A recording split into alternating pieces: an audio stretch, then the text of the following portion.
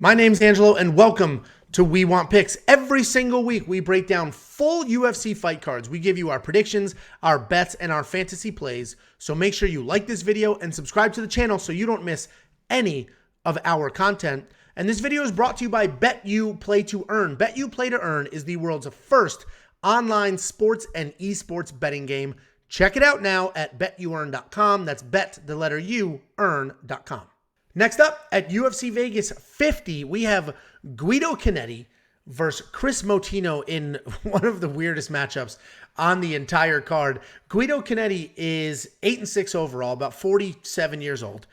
He is 1-4 in his last five. 1-4 in his last five. He is coming off 3 tough losses in a row. Kris Moutinho is 9-5 overall. He's 2-3 in his last 5, and he's coming off that absolute destruction by Sean O'Malley. He did take that on short notice, and Sean O'Malley is not an easy guy to take on short notice, but he took a beating in that fight.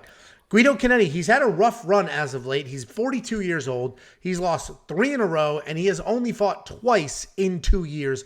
But he did look okay in his last fight against Mana Martinez. And let's not forget, Mana Martinez hits like a truck, and he almost knocked out Ronnie Lawrence just, what was it, a month ago? And style-wise, he's a striker. He moves really well. He has really nice kicks. He does not have a ton of power, but he makes up for that power with a volume and solid movement. Kris Moutinho, he's coming off that really bad loss to Sean O'Malley. And if there's one takeaway from that fight, it's that he's tough. He's insanely tough. He literally was hit 230 times. 177 of those strikes landed directly on his face. And he just stayed there. He stayed there. He threw some stuff back. Style-wise, he's a striker. He just comes forward and throws punches. That is literally his style. Walk forward, throw punches. It's that simple. He doesn't mix in a whole bunch of different striking techniques, but he does have wrestling in his back pocket. He doesn't necessarily use it. The last time we broke him down when it was short notice, so he's a Northeast guy. I'm from the Northeast. I texted a whole bunch of my Northeast fighter friends, and I'm like, what's up with Kris Moutinho? All of them were like, he's really hittable. That was literally what they said, and we told you that in his last fight. And holy crap, was he hittable. The weirdest thing to me was that he does have wrestling in his back pocket. He wrestled, I forget, New Hampshire, Massachusetts, something like that. He wrestled growing up. He's got wrestling in his back pocket, and he didn't go to it. He was hit in the face 177 times, and at no point was he like, you know what? Let me try to take a shot. He didn't even attempt a shot. He just took the beating, was stopped on his feet. Like I said, he's very tough. And that's what makes this tough, because he's proven to be durable. He does have, he will just come forward and throw strikes. Guido Cannetti is a little older. We've seen him start to slow down a bit, lose a step. And this is an impossible pick. Literally an impossible pick. I think Guido Cannetti is actually the better fighter everywhere. He's just old. And I don't know what to do here. If I could just not make a pick and move on, that's what I would do. Unfortunately, I have to. I mean, I believe that. That's the softest thing I've ever heard in my life. Unfortunately, I have to. I'm going to go with Moutinho here, literally for youth. The only reason is he's young, and he can clearly take punches to the face. Other than that, Guido Cannetti's the better fighter. He's got more experience, even though his record doesn't necessarily show that. But he's got more experience. Man, what a weird, ridiculous fight. And I think the UFC is like, all right, we're trying to just get rid of one of you. Let's figure this out. But what do you think, Jake? You shook your head. Please don't make Guido Cannetti your lock of the week. 7-1 and 2 is the lock of the week record in the last 10 weeks. 7-1-2, picking all underdogs. And this is an 8-1-2 situation. I mean, I've had a lot of lock of the weeks, and guys, I'm very confident in my lock of the weeks. Every single lock of the week, I do deep dive research, and every week they hit. That's why they hit every single week. This is like the most confident lock of the week I've ever had in my life, and it is Guido in this matchup. Listen, Kris, he's tough.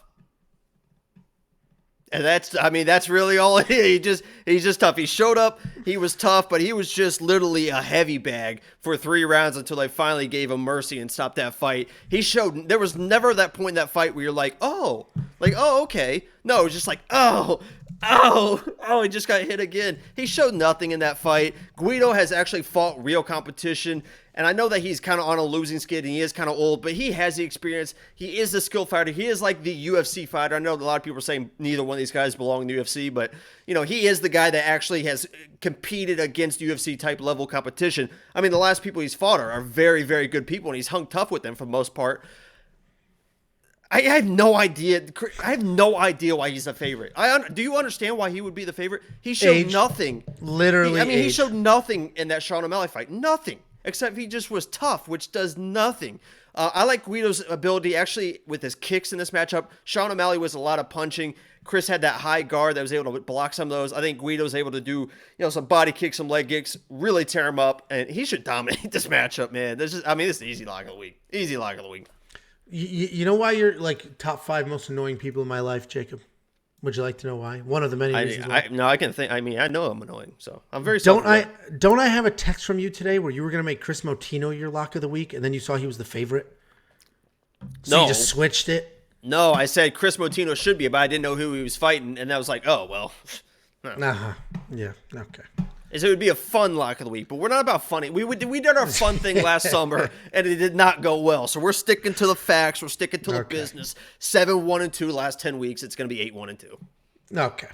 Anyway, so I'm assuming you love Guido at $7,600 in DraftKings then, and I can't wait to see him in your lineup. All right. Yeah, he's gonna be. I might just play him and nobody else, and I'll still probably win. Honestly, if Guido Cannetti, I wish the odds were crazy. Right, if Guido Cannetti was $6,900 or plus 250, I actually would throw a bet on him. But we're talking almost even money, and this is just a nonsense fight. So I'm not touching this in anything, in nowhere. And I'm not going to recommend you do. I'm not giving you an opinion on the DraftKings prices. This is anybody who puts one of these guys in their lineup. I mean, Guido Cannetti's the underdog, so there's the most value there, but he's not big enough underdog to take that chance. What do you think of Monkey Knife Fight?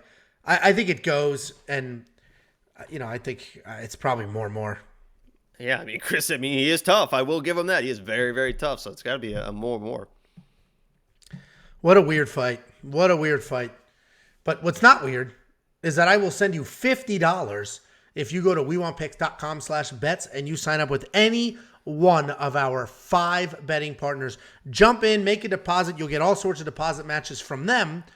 And then you let me know right on our website, and I send you $50. PayPal, Cash App, Venmo, however you want it. I just send you $50 as a thank you for supporting us and our partners